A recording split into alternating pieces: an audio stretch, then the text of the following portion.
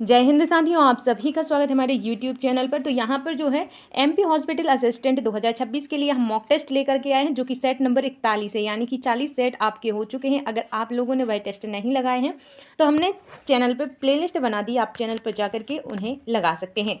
तो आपको क्या क्या मिलता है, तो यहाँ पर आपको हिंदी के 20 क्वेश्चन, सोशल साइंस के 20 क्वेश्चन, साइंस के 20, इंग्लिश के 20 और मैथमेटिक्स के 20 क्वेश्चन, यानी कुल टोटल आपको 100 क्वेश्चन यहाँ पर मिलते हैं। तो चलिए स्टार्ट करते हैं। उससे पहले आप लोग वीडियो को लाइक और चैनल को सब्सक्राइब जरूर कर लें। तो यहाँ पर जो आपका क्वेश्चन है वह है, उद्धव गोपी संवाद में गोपियाँ उद्धव के ज्ञान को किसके लिए अनुपयोगी मानती हैं। तो यहाँ पर शब्द पर विशेष ध्यान देना, अनुपयोगी किसके लिए मानती हैं।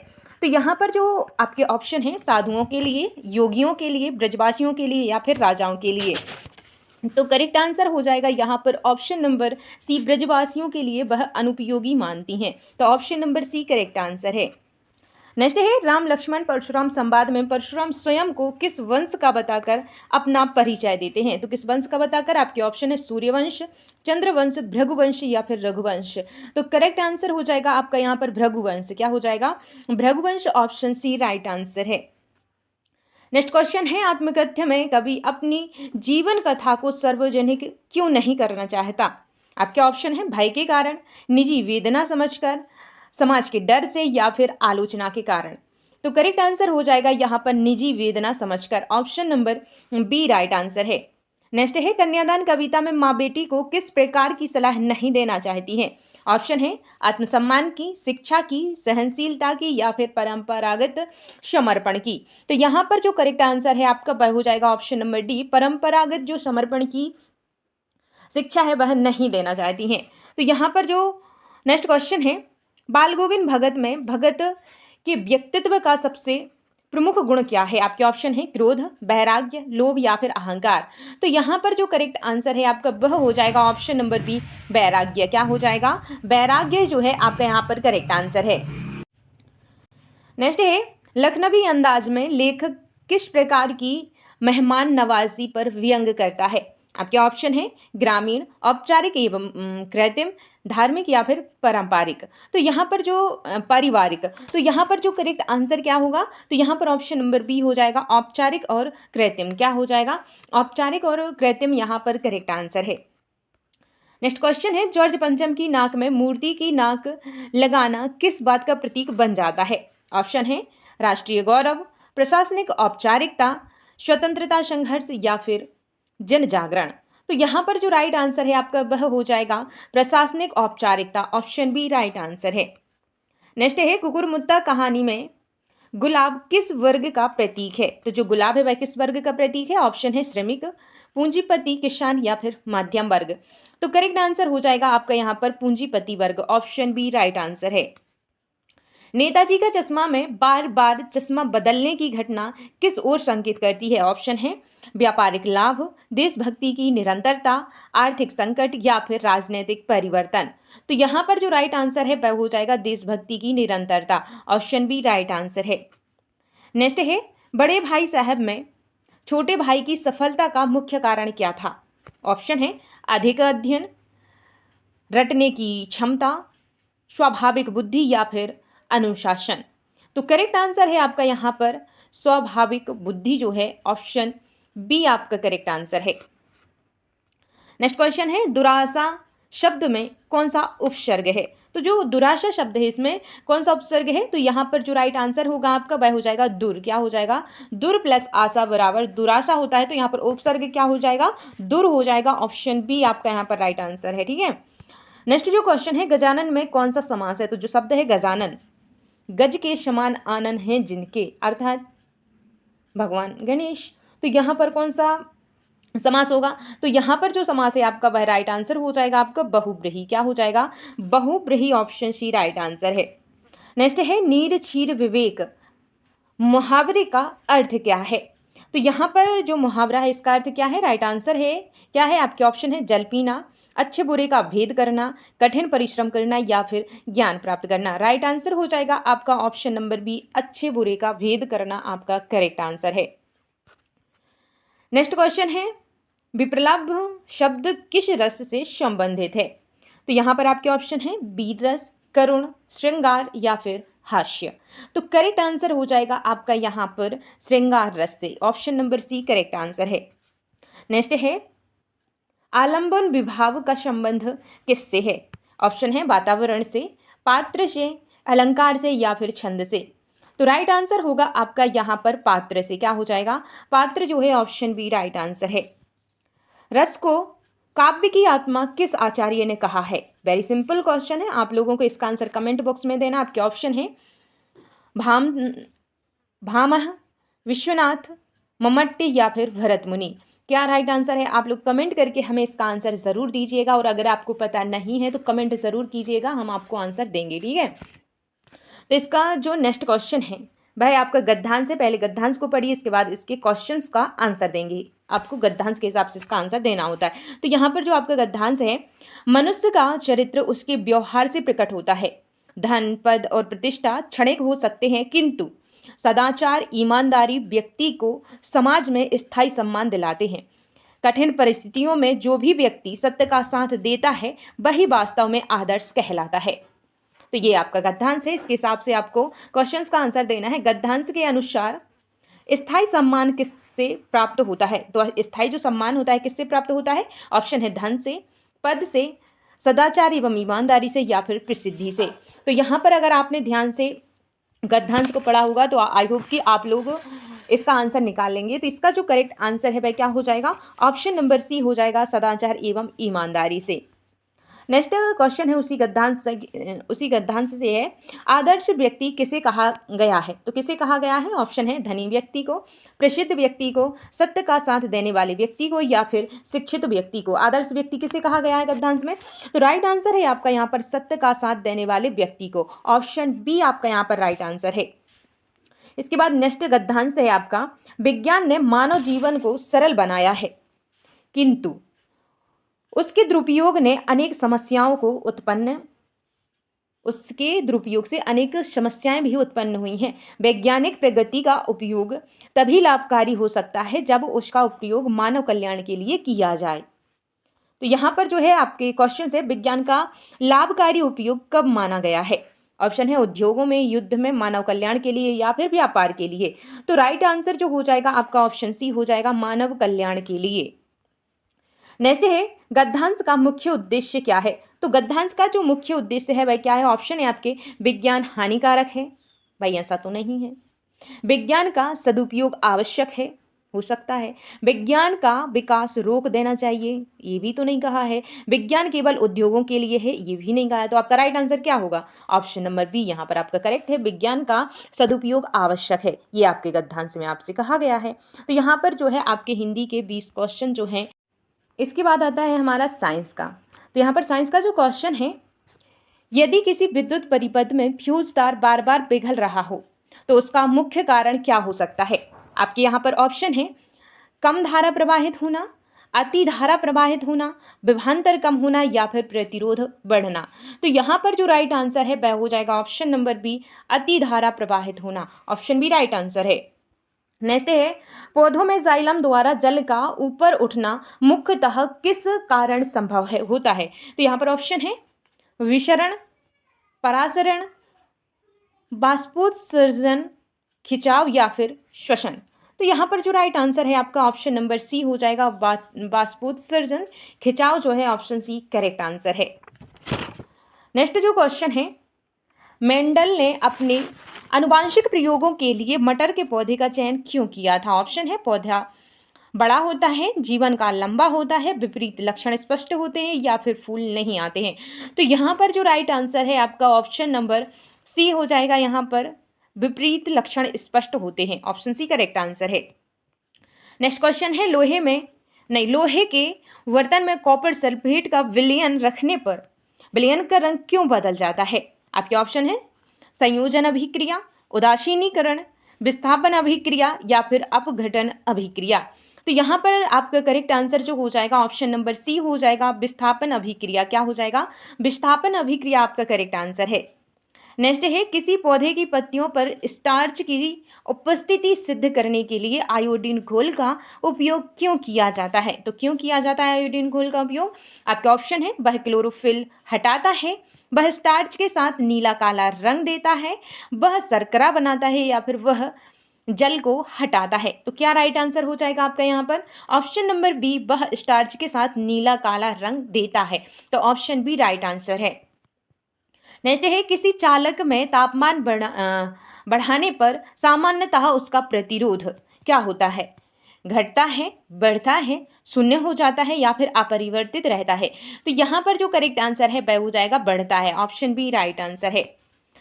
नेक्स्ट है धमनियों की दीवारें शिराओं की अपेक्षा अधिक मोटी क्यों होती हैं? ऑप्शन है इनमें रक्त कम होता है, इनमें ऑक्सीजन अधिक होती है, रक्त उच्च दाब से प्रवाहित होता है, या फिर इनमें वाल्व पाए जाते हैं।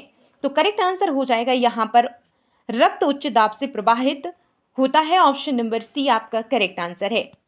नेक्स्ट क्वेश्चन है यदि किसी जीव में डीएनए की संरचना बदल जाए तो उसे क्या कहा जाता है? ऑप्शन है विभाजन, उत्परिवर्तन, अनुकूलन, या फिर निषेचन।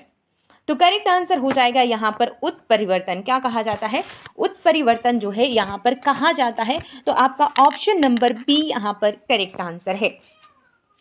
नेक्स्ट है किसी अवतल दर्पण से बनी सूर्य की छवि कागज पर प्राप्त की जा सकती है क्यों की जा सकती है? आपके ऑप्शन है प्रतिबिंब आभासी होता है, प्रतिबिंब सीधा होता है, प्रतिबिंब वास्तविक होता है, या फिर प्रतिबिंब छोटा नहीं होता। तो यहाँ पर जो करेक्ट आंसर है आपका वह क्या हो जाएगा? तो ऑप्शन नंबर सी हो जाएगा प्रतिबिंब वास्तविक होता है। क्या होता है? प्रतिबिंब जो है वास्तविक होता है। ऑप्शन सी करेक्ट आंसर है। नेक्स्ट है पौधों की जड़ों का भूमि की ओर बढ़ना किस प्रकार की अनुक्रिया है? आपके ऑप्शन है प्रकाश अनुवर्तन, गुरुत्वानुवर्तन, जलानुवर्तन, स्पर्शानुवर्तन। तो यहाँ पर जो करेक्ट आंसर है वह हो जाएगा आपका गुरुत्वानुवर्तन। ऑप्शन बी करेक्ट आंसर है। नेक्स्ट है साबुन कठोर जल में कम झाग क्यों बनाता है?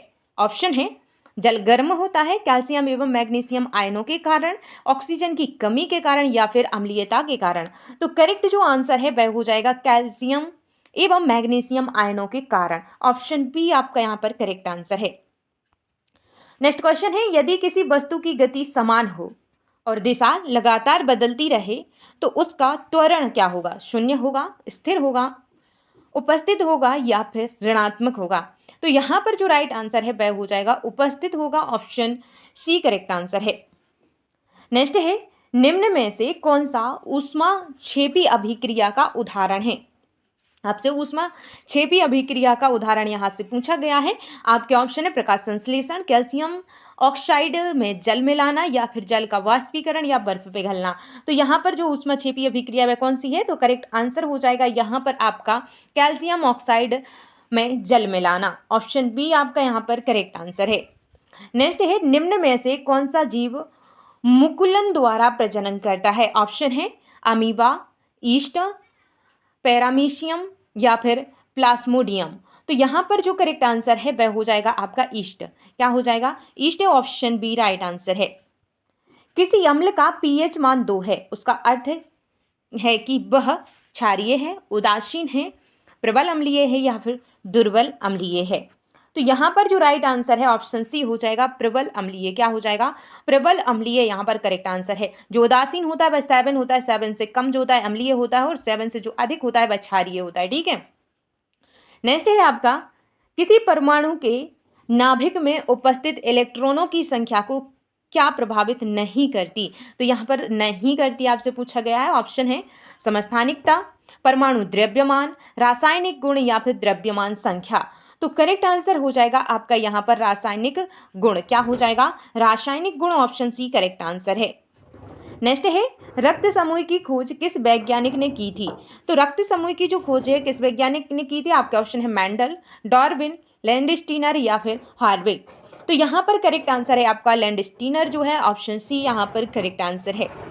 नेक्स्ट क्वेश्चन है विद्युत मोटर में विभक्त वलय का कार्य क्या होता है? आपके ऑप्शन है धारा रोकना, धारा की दिशा बदलना, प्रतिरोध बढ़ाना, या फिर वोल्टेज बढ़ाना। तो यहाँ पर राइट आंसर जो हो जाएगा आपका वह हो जाएगा धारा की दिशा बदलना। ऑप्शन बी आपका यहाँ पर करेक्ट आंसर है। नेक्स्ट है श्वसन और दहन में मुख्य अंतर क्या है। तो श्वसन और दहन में जो मुख्य अंतर है वह क्या है। तो यहाँ पर आपके ऑप्शन है दोनों समान है, श्वसन नियंत्रित रूप से होता है, दहन केवल पौधों में होता है, श्वसन में ऊर्जा नहीं मिलती है। तो यहाँ पर जो करेक्ट आंसर है वह हो जाएगा आपका श्वसन नियंत्रित रूप से होता है। ऑप्शन बी करेक्ट आंसर है। नेक्स्ट है मानव शरीर में सबसे लंबी कोशिका कौन सी होती है। तो मानव शरीर में जो सबसे लंबी कोशिका होती है वह कौन सी होती है। तो यहाँ पर आपके ऑप्शन है मांसपेशी कोशिका, रक्त कोशिका, तंत्रिका कोशिका या फिर उपकला कोशिका। तो यहाँ पर जो राइट आंसर है वह हो जाएगा तंत्रिका कोशिका। ऑप्शन सी आपका करेक्ट आंसर है। तो यहाँ पर जो है आपके साइंस के 20 क्वेश्चन कंप्लीट हुए हैं। इन 20 क्वेश्चंस में से कितने क्वेश्चंस के आंसर आपके सही आए हैं प्लीज़ कमेंट करके आप लोग हमें ज़रूर बताना। और अगर कंटेंट पसंद आ रहा हो तो प्लीज़ लाइक ज़रूर कर देना और चैनल को सब्सक्राइब भी कर लेना। तो यहाँ पर जो आपका सोशल साइंस यहाँ से आता है, तो इस सोशल साइंस में जो आपका क्वेश्चन है वियना कांग्रेस का मुख्य उद्देश्य क्या था। तो जो वियना कांग्रेस इसका मुख्य उद्देश्य क्या था। आपके ऑप्शन है जर्मनी का एकीकरण, यूरोप में राजतंत्र की पुनर्स्थापना, इटली का एकीकरण या फिर फ्रांस में गणतंत्र की स्थापना। तो क्या राइट आंसर है यहाँ पर है यूरोप में राजतंत्र की पुनर्स्थापना। क्या हो जाएगा यूरोप में राजतंत्र की पुनर्स्थापना। ऑप्शन बी आपका यहाँ पर राइट आंसर है।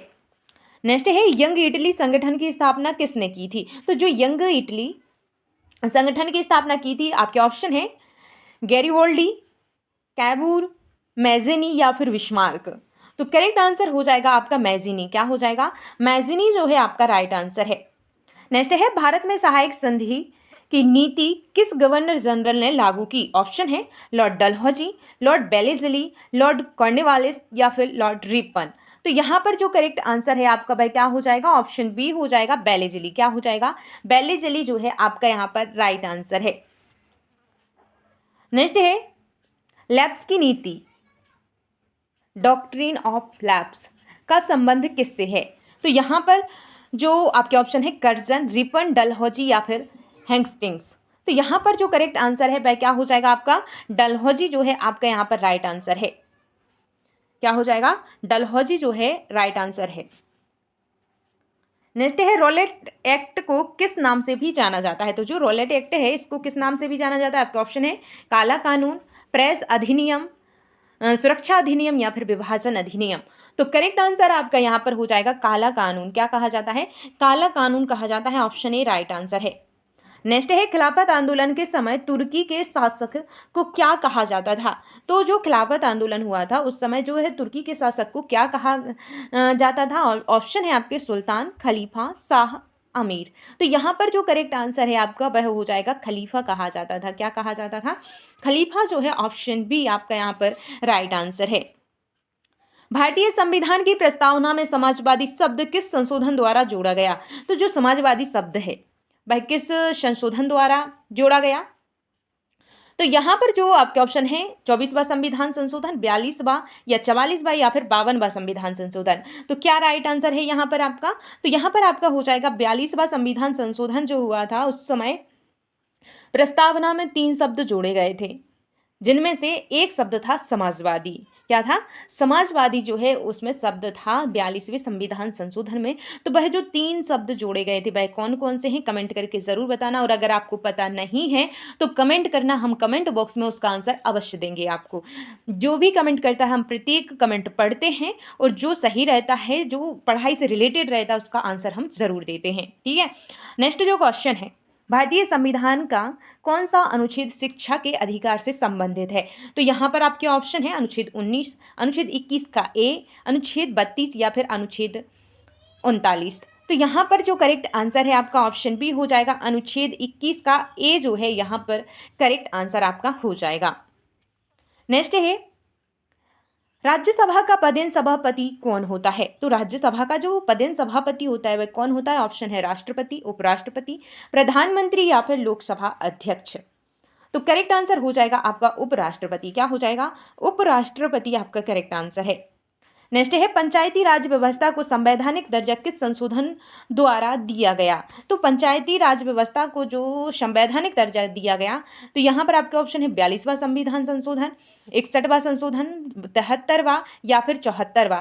तो यहाँ पर जो करेक्ट आंसर है आपका वह हो जाएगा 73वें संविधान संशोधन द्वारा पंचायती राज व्यवस्था को संवैधानिक दर्जा दिया गया। और 74वें द्वारा किसको दिया गया, नगर पालिकाओं को। तो यहाँ पर जो है ऑप्शन नंबर सी आपका इस क्वेश्चन का आंसर सही होगा। पंचायतों के लिए 73वें संविधान संशोधन में और नगर पालिकाओं के लिए 74वें संविधान संशोधन में। नेक्स्ट है काली मिट्टी मुख्यतः किस फसल के लिए उपयुक्त मानी जाती है। तो जो काली मिट्टी होती है वह किसके लिए उपयुक्त मानी जाती है। ऑप्शन है चाय, कपास, गेहूं या फिर जूट। तो यहाँ पर जो राइट आंसर है आपका वह क्या हो जाएगा, तो यहाँ पर कपास जो है आपका यहाँ पर करेक्ट आंसर है। नेक्स्ट है भारत का सबसे बड़ा कोकिंग कोयला क्षेत्र कौन सा है। तो यहाँ पर जो आपके ऑप्शन है रानीगंज, झरिया, बोकारो या फिर सिंगरौली।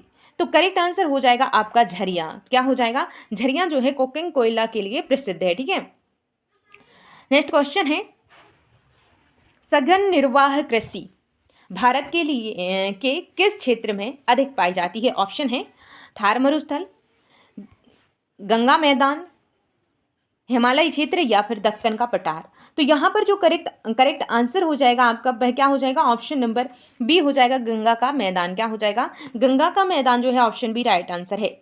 नेक्स्ट है श्वेत क्रांति का संबंध किससे है। तो जो श्वेत क्रांति है उसका संबंध किससे है, तो यहाँ पर दुग्ध उत्पादन से है। क्या हो जाएगा, दुग्ध उत्पादन जो है करेक्ट आंसर है। गेहूं का किससे है, हरित क्रांति से। मछली का किससे है, नीली क्रांति से। ठीक है, तो यहाँ पर जो नेक्स्ट क्वेश्चन है भारत में मुद्रा जारी करने का एकमात्र अधिकार किसके पास है। तो यहाँ पर जो ऑप्शन है वित्त मंत्रालय, भारतीय रिजर्व बैंक, नीति आयोग या फिर संसद। तो यहाँ पर जो करेक्ट आंसर है आपका वह हो जाएगा भारतीय रिजर्व बैंक को। ऑप्शन बी राइट आंसर है। नेक्स्ट है मानव विकास सूचकांक किस संस्था द्वारा जारी किया जाता है। ऑप्शन है विश्व बैंक, IMF, UNDP या फिर WTO। तो यहाँ पर जो करेक्ट आंसर है आपका ऑप्शन नंबर सी हो जाएगा, UNDP जो है ऑप्शन सी करेक्ट आंसर है। नेक्स्ट है सामाजिक बहिष्कार किसका प्रमुख कारण माना जाता है। तो किसका जो सामाजिक बहिष्कार है किसका प्रमुख कारण माना जाता है। ऑप्शन है समानता, भेदभाव, शिक्षा या फिर विकास। तो यहाँ पर जो करेक्ट आंसर है वह हो जाएगा आपका भेदभाव। क्या हो जाएगा, भेदभाव जो है ऑप्शन नंबर बी आपका राइट आंसर है। नेक्स्ट है संघीय शासन व्यवस्था का मुख्य लक्षण क्या है। तो संघीय शासन व्यवस्था का जो मुख्य लक्षण है वह क्या है। ऑप्शन है सत्ता का विकेंद्रीकरण, सत्ता का विभाजन, एक दलीय व्यवस्था या फिर नगर पालिका का अभाव। तो यहाँ पर राइट आंसर हो जाएगा आपका सत्ता का विभाजन। क्या हो जाएगा, सत्ता का विभाजन जो है ऑप्शन बी राइट आंसर है। किस अधिनियम द्वारा ईस्ट इंडिया कंपनी के व्यापारिक अधिकार समाप्त कर दिए गए। तो यहाँ पर जो ऑप्शन है आपके regulating act 1773, charter act 1813, charter act 1833 या फिर पिट्स इंडिया एक्ट 1784। तो यहाँ पर जो करेक्ट आंसर है आपका वह हो जाएगा चार्टर एक्ट 1833 जो है आपका यहाँ पर करेक्ट आंसर है। नेक्स्ट क्वेश्चन है वैश्वीकरण का प्रमुख प्रभाव क्या है। आप लोग इसका आंसर दीजिएगा कमेंट करके कि वैश्वीकरण का प्रमुख प्रभाव क्या है। आपके ऑप्शन है अंतर्राष्ट्रीय व्यापार में वृद्धि, कृषि का अंत, जनसंख्या में कमी या फिर मुद्रा का समाप्त होना। क्या राइट आंसर है, आप लोग कमेंट करके इसका आंसर हमें ज़रूर दीजिएगा। अगर आप लोगों को क्लास अच्छी लगी है तो प्लीज़ लाइक करना, चैनल को सब्सक्राइब करना और बेल आइकन प्रेस कर लेना ताकि अगली बार जब भी हम क्लास लाएं तो उसकी नोटिफिकेशन आप तक पहुँच जाए। और आपको एक और जानकारी देना चाहते हैं कि इसी चैनल पे MP पुलिस एग्ज़ाम की तैयारी करवाई जाएगी 1 तारीख से। तो जिसको भी तैयारी करनी है कमेंट कीजिएगा और चैनल को सब्सक्राइब करके बेल आइकन दबा लीजिएगा ताकि जब भी क्लासेस स्टार्ट हों तो उसकी जो है नोटिफिकेशन आप तक पहुंच सके। तो मिलते हैं नेक्स्ट क्लास में, तब तक के लिए जय हिंद, जय Bharat, bye bye, take care.